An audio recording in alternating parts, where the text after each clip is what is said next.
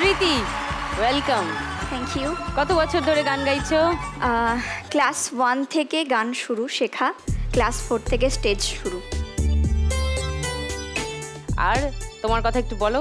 আমি হচ্ছি দুর্গাপুর থেকে এসেছি। আমার নাম স্মৃতি মান। আমার হাজব্যান্ড আছে ঘরে, আমার ছেলে 3.5 বছর বয়স, অনেকটাই ছোট। তোমার আবার ছেলে? বাবারে, আচ্ছা। আমার ছেলে আছে ছোট। আমার হাজব্যান্ডের সাথে গানের সূত্রেই পরিচয়। আমার হাজব্যান্ডও গান করে প্লাস গিটার বাজায়। ও, আর আমার বাবাও গান করেন আর স্যাক্সোফোন বাজায়। Musical family. হ্যাঁ, মিউজিক্যাল ফ্যামিলি। গুড। আমার ফ্যামিলিতে শুধুমাত্র হাজব্যান্ড আর আমি, আমার ছেলে। আচ্ছা আর কেউ নেই, মানে শ্বশুর শাশুড়ি কেউ নেই, সবাই মারা গেছেন ওনারা। আচ্ছা। আর গান ছাড়া তো কিছু হয় না। এর মাঝখানে যখন অনেক সময় হয় কি গানের প্রোগ্রাম আমাদের বন্ধ থাকে, কম হয়, তখন প্রোগ্রাম কমে গেলে কি এটা ছাড়া তো রুজি রোজগার তো কিছু নেই। তখন ট্রেন্ডিং উঠেছিল মানে বাসন্তী পোলাও, ফ্রাইড রাইস, চিকেন কষা, এগুলো আমি হোম ডেলিভারি করেছিলাম ওই অফ সিজন টাইমটাতে। ও, ভালোভাবে চলছিল। তারপর ভাবলাম যে একটা ছোট দোকানই করা যাক তাহলে। ছোট দোকানটা কম পুঁজি নিয়ে যেহেতু খুলেছিলাম, কিছুদিন চলে, তারপরে আবার বন্ধ হয়ে যায়। কেন? ওই অল্প পুঁজি নিয়ে ঠিকভাবে হচ্ছিল, মানে খুব একটা লাভ যেহেতু থাকছিল না, সেইভাবে আমি পারছিলাম না দিতে কাস্টমারকে, তখন ওটা বন্ধ হয়ে যায়।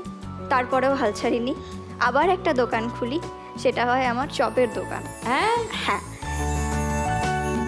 মানে ফ্রাইড আইটেম, শুধু চপ নয়, মানে চিকেন পকোড়া হলো, ফিশ ফিঙ্গার হলো, তুমি নিজেই বানাও এগুলো? সব নিজে।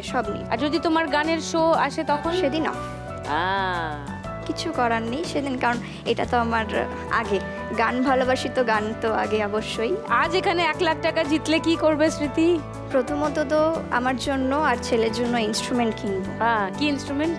একটা হচ্ছে কিবোর্ড, খুব ইচ্ছে আছে কেনার, আর ছেলের জন্য একটা হারমোনিয়াম কিনবো। ছেলে এসছে? ওই যে বসে আছে। কি নাম ওর? শ্রেয়জিৎ। শ্রেয়জিৎ, শ্রেয়জিৎ, হ্যালো। নাও, আমাকে পাত্তা দিচ্ছে না। ওকে, তোমার ইনস্ট্রুমেন্ট কেনা, হারমোনিয়াম কেনা, এই হলো স্বপ্ন। আর একটা আছে, সেটা হচ্ছে দোকান খুলতে গিয়ে অনেক লস হয়েছে। লস নয়, মানে ধার হয়ে যায়, সেই ধারগুলো আমি শোধ করব। ধারগুলো শোধ করতে চাও? একদম, ঋণগুলো শোধ করব, কারণ খারাপ সময়ে যারা পাশে দাঁড়ায় তাদের জীবনে ভোলা যায় না। নিশ্চয়ই, একদম। থ্যাংক ইউ স্মৃতি আসার জন্য, গল্প করার জন্য। এবার তো খেলাধুলাও করবো, এসো তোমার পোডিয়ামে এসো। এবার তারকেশ্বরের অনামিকা। নমস্কার দিদি, আমি অনামিকা সামন্ত, আমি তারকেশ্বর থেকে এসেছি। আমি একজন national level professional volleyball player. Volleyball? হ্যাঁ। ওকে। বাড়িতে আমি, বাবা, মা আর বোনকে নিয়ে আমার ছোট